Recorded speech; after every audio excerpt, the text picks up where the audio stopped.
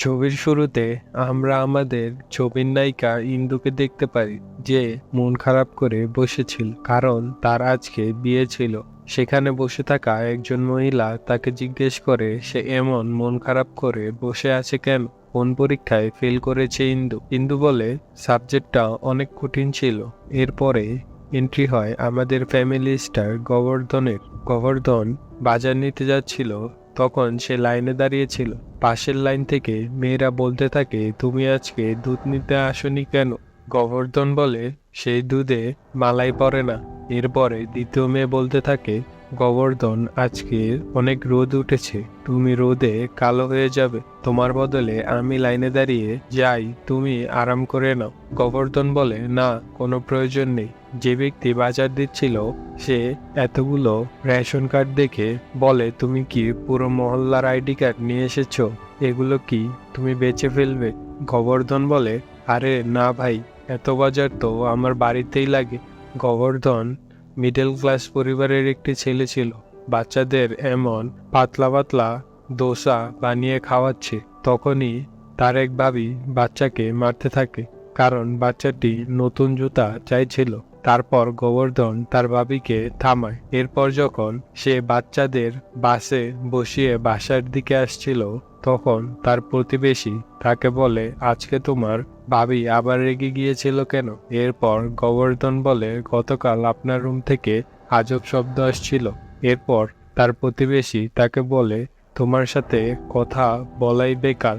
গোবর্ধন যখন তার অফিসের জন্য বের হচ্ছিল, তখনই তার দাদি তার পায়ে একটি তিল লাগিয়ে দেয়। তারপর তার দাদি বলে, তুমিও এবার বিয়ে করে ফেলো।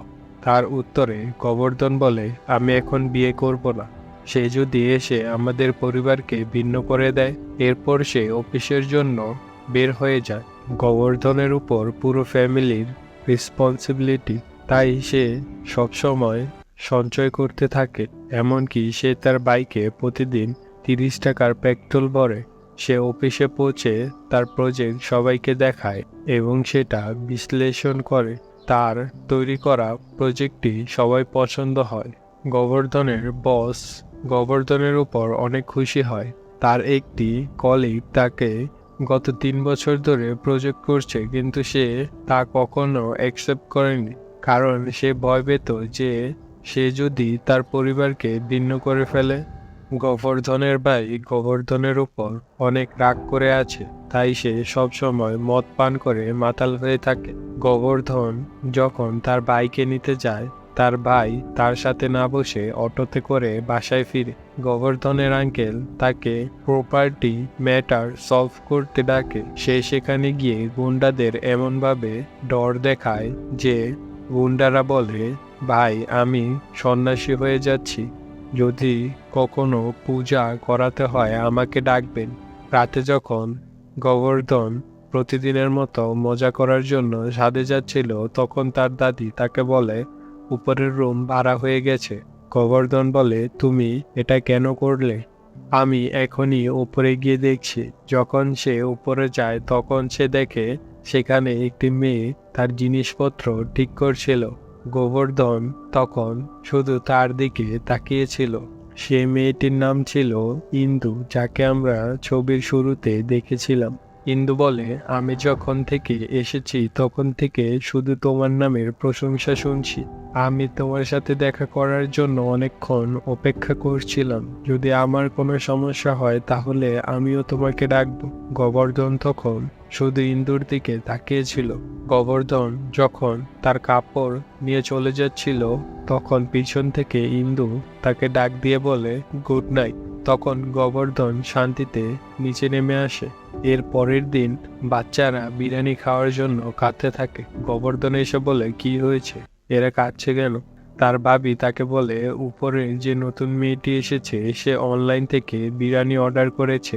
এটা দেখে সকল বাচ্চারা বিরিয়ানি খাওয়ার জিদ ধরেছে। গোবর্ধন গিয়ে ইন্দুকে বলে, তুমি বাইরের খাবার অর্ডার করবে না, কারণ নিচে বাচ্চারা থাকে, তুমি যা অর্ডার করো তা দেখে বাচ্চারাও জেদ ধরে। ইন্দু বলে যে, তাহলে তুমি সেটা তাদের দাও না কেন? তুমি যদি বলো তাহলে আমি অর্ডার করে দেই। গোবর্ধন বলে, তোমার মাথা ঠিক আছে? অর্ডার তো আমিও করতে পারবো, কিন্তু আমি একটি রুটিন মেনে চলি। গোবর্ধন যখন নিচে চলে যাচ্ছিল তখন ইন্দু তার পিছন থেকে ডাক দেয়। গোবর্ধন তখন নিজেকে কন্ট্রোল করে, তারপর ইন্দু বলে প্রেস চাই। তারপর গোবর্ধন যখন তাকে প্রেসটি এনে দেয় তখন তাকে নিজেই ইন্দুর কাপড় প্রেস করে দিতে হয়, কারণ ইন্দু কাপড় প্রেস করতে পারে না। গোবর্ধন যখন অফিসে যায় তখন তার কলিগ তাকে বলে, তোমার বাড়িতে যে মেয়েটি এসেছে সে দেখতে আসলে অনেক সুন্দর। গোবর্ধন বলে, হ্যাঁ, একটু তো সুন্দর আছে। তখন তার কলিগ তাকে বলে যে তুমি তো তাকে ভালোবেসে ফেলোনি। এরপর গোবর্ধনের ফ্যামিলিকে ইন্দুর সাথে বাহিরে খাবার খেতে দেখে। রাতে সে তাদের আসার জন্য অপেক্ষা করছিল। তখন ইন্দু এসে বলে যে আমার একা বাইরে যেতে ইচ্ছে করছিল না, তাই আমি তোমার পরিবারকে নিয়ে গিয়েছিলাম। এরপর ঘরের ভিতরে এসে সবাইকে বকতে থাকে যে তোমরা যার সাথে খুশি তাদের সাথে বাইরে খাবার খেতে চলে যাবে, এটা ঠিক নয়। তার এই সকল কথা ইন্দু শুনে ফেলে। এসব কথা ইন্দু শুনে রেগে চলে যায়। এরপর গোবর্ধন যখন তাকে কিছু বলতে যাবে তখনই ইন্দু দরজা বন্ধ করে লাইট অফ করে দেয়। এর পরের দিন যখন সে তার জন্য কফি বানিয়ে নিয়ে যায় তখন ইন্দু সেই কফিটা ফেলে দেয়। সে তাকে মানানোর সম্পূর্ণ চেষ্টা করছে, কিন্তু তার সাথে কথা বলার জন্যই রাজি না। এরপর সে যখন ইন্দুকে সবকিছু বুঝিয়ে বলে তখন ইন্দু তাকে বলে, শুনুন, আপনি আমাকে আমার কলেজে নামিয়ে দিয়ে আসতে পারবেন? এরপর তারা চলে যায় কলেজের উদ্দেশ্য করে। পেট্রোল পাম্পে গিয়ে থামে। তখনই সেখানকার কর্মচারী বলে, মেয়েটি অনেক সুন্দর, এটা কি তোমার গার্লফ্রেন্ড নাকি? গোবর্ধন বলে, না, আমার শুধু বন্ধু মাত্র। এরপর আমরা দেখতে পারি দুজনের বন্ধুত্ব বাড়তে থাকে। ইন্দু গোবর্ধনকে পছন্দ করতে শুরু করে, কিন্তু তখনও গোবর্ধনের বড় ভাই তার উপর রেগেছিল। এর পরের দিন গোবর্ধনের বাড়িতে গুন্ডাদের বস এসে তার ভাবিকে বসের সাথে যেতে বলে। এরপর যখন গোবর্ধন তার ভাবিকে সাথে নিয়ে সেই জায়গায় পৌঁছায় তখন সে বাচ্চাদের বলে, আজ আমি তোমাদের একটি নতুন লেসন শিখাবো। এই লেসন কোনো বইয়ে পাবে না, এটা হচ্ছে পারিবারিক লেসন। এরপর সেখানকার সকল গুন্ডাদের মারতে থাকে। এরপরে গুন্ডার বসকে বলে, আমার ফ্যামিলির দিকে চোখ তুলে তাকানোটা তোর জন্য সঠিক হবে না। এরপরে অন্যদিকে যখন তার ভাই রাত করে বাসায় আসে তখন গোবর্ধন তার ভাইকে বলে, আমার তোমার সাথে কিছু কথা আছে। এরপর সে বলে, তুমি এভাবে আর কতদিন মদ খেয়ে তোমার জীবনকে নষ্ট করবে? তখন গোবর্ধনের ভাই গোবর্ধনকে একটি থাপ্পড় মারে এবং ভিতরে চলে যায়। এরপর দাদি ইন্দুকে সব বলে যে তাদের দুই ভাইয়ের মধ্যে কি সমস্যা চলছে। ইন্দু বলে যে তুমি গতকালকে কথাটি নিয়ে রাগ করছো। গোবর্ধন বলে, না, সেখানে দোষ তো আমারই। এরপর ইন্দু গোবর্ধনকে টাকা দিয়ে বলে, এই টাকা দিয়ে লোনগুলো বন্ধ করে দাও, কিন্তু গোবর্ধন টাকাগুলো নিতে অস্বীকার করে। এরপর ইন্দু রেগে গিয়ে বলে, চুপচাপ টাকাগুলো রেখে দাও, কিন্তু গোবর্ধন তখন তার কথা মানে না। এরপর ইন্দু তাকে থাপ্পড়ের ইশারা দেখিয়ে বলে, টাকাগুলো রেখে দাও এবং এগুলো দিয়ে লোনগুলো ক্লোজ করে দিও। আমি তোমার কাছ থেকে টাকাগুলো চাইবো না। এমন লাগছিল যে ইন্দু গোবর্ধনকে ভালোবেসে ফেলেছে। ইন্দু বলে, তুমি সবার খেয়াল রাখো, কিন্তু তোমার তো খেয়াল রাখার একজন মানুষ চাই। এটা বলে সে সেখান থেকে চলে যাচ্ছিল। গোবর্ধন তাকে পিছন থেকে বলতে থাকে, আমি তোমাকে ভালোবাসি। এরপর যা হয়েছে তা বলার প্রয়োজন নেই। যখন গোবর্ধন ইন্দুকে প্রপোজ করার জন্য প্রস্তুতি নিচ্ছিল তখনই এক ব্যক্তি এসে তাকে একটি বই দেয়, আর লোকটি বলে ইন্দু এই বইটি সবাইকে দিতে বলেছে। যখন সে বইটিকে মনোযোগ দিয়ে দেখে তখন সে দেখতে পারে এই বইটি তার সম্পর্কে। এরপর সে তখনই ইন্দুর কলেজে যায়। সেখানে সে জানতে পারে ইন্দু শুধুমাত্র তার বই লেখার জন্য গোবর্ধনের বাড়িতে থাকছিল। এটা শুনে গোবর্ধন রেগে ইন্দুকে থাপ্পড় মারে। এরপর সে বলে, রিসার্চ করার জন্য তুমি এই যে কোনো ফ্যামিলিতে গিয়ে তাদের পার্সোনাল লাইফে বই লিখতে পারো না। এরপরে সে সেখান থেকে চলে যায়। এরপরে সে ইন্দুকে দেখানোর জন্য একটি বড় কোম্পানিতে চাকরি করতে থাকে। এরপরে সে তার বসের থেকে 2 বছরের বেতন অ্যাডভান্স নিয়ে নেয় এবং সে বেতন দিয়ে এসে নতুন একটি আইফোন কিনে এবং তার জন্য একটি নতুন বাইক কিনে এবং ইন্দুকে বলে এই সকল জিনিসও তুমি তোমার বইয়ে লিখে দিও। এরপর সে যখন তার বড় অফিসে পৌঁছায় তখন সে সেখানে গিয়ে দেখে ইন্দু বসে আছে। তখন সে জানতে পারে ইন্দু তার বসের মেয়ে এবং এই কোম্পানির সিইও। যখন সেটা জানতে পারে তখন চেহারাটি দেখার মতন ছিল। এর পরের দিন সে কোম্পানির তরফ থেকে ইন্দুর সাথে কোম্পানির কাজে বিদেশ যাচ্ছে। বিদেশে গিয়ে ইন্দু তার গাড়িতে বসে চলে যায়। এরপর আমরা দেখতে পারি সামার নামের এক ব্যক্তিকে।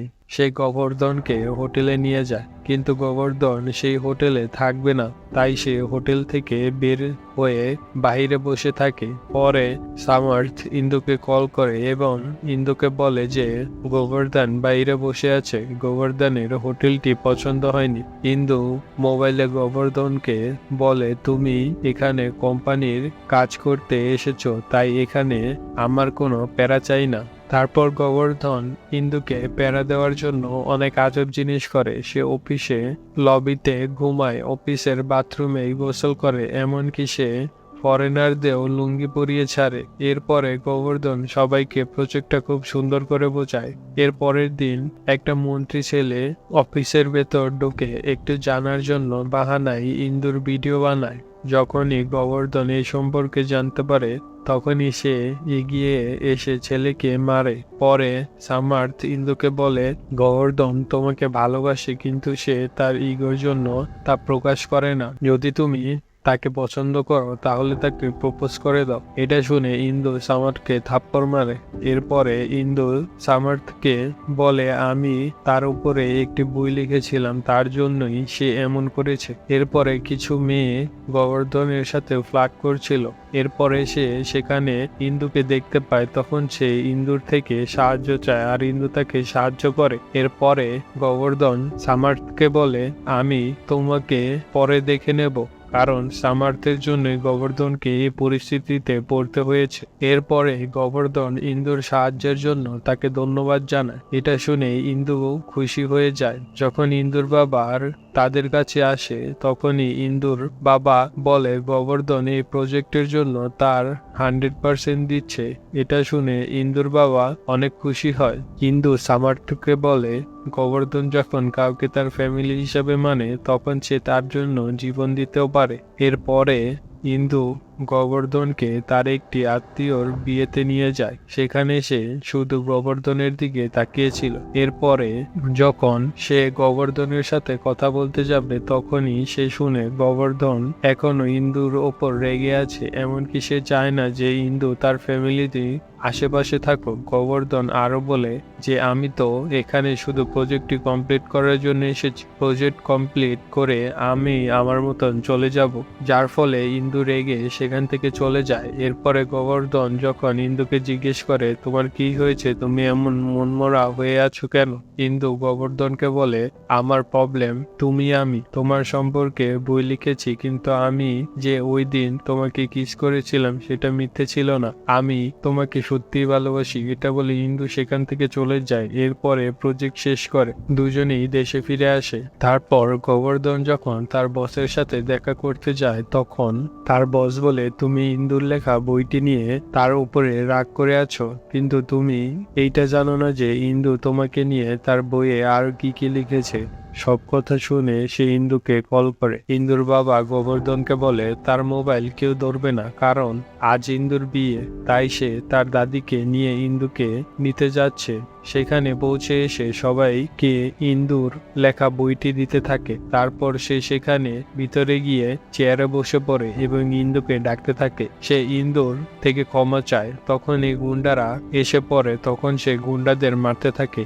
এরপরে ইন্দুর মঙ্গলসূত্র নিয়ে সেই ছেলেটির কাছে যায় যার সাথে তার বিয়ে হচ্ছিল। সেখানে আমরা দেখতে পারি সেই ছেলেটি আর কেউ না, সে ডনের ছেলে। সে গাড়ি অ্যাক্সিডেন্টে পঙ্গু হয়ে গিয়েছে। যখনই গোবর্ধনের উপর আসে তখনই গোবর্ধন ইন্দুকে আটকায়। তখন ইন্দু বলে, তুমি তো বলেছিলে আমার বিয়ে একজন পঙ্গুর সাথে হওয়া উচিত, তুমি আমাকে কেন থামাচ্ছ? ইন্দু কোনোভাবেই তার রাগ কমাচ্ছে না। তাই গোবর্ধন ইন্দুর রাগ কমানোর জন্য তার দাদিকে উপরে ডাকে। এরপর ইন্দু বলে, সেই দিন তুমি লাইব্রেরিতে আমার সম্পূর্ণ কথা কেন শোনোনি? কিন্তু গোবর্ধন তখনও তার কথা না শুনে তাকে কিস করে এখানেই দ্য ফ্যামিলি স্টার মুভিটি এন্ড হয়ে যায়। আশা করি আপনাদের সকলের মুভিটি ভালো লেগেছে। যদি ভালো লাগে তাহলে লাইক, শেয়ার এবং কমেন্ট করে জানাবে পরবর্তী কোন মুভিটি এক্সপ্লেন করব।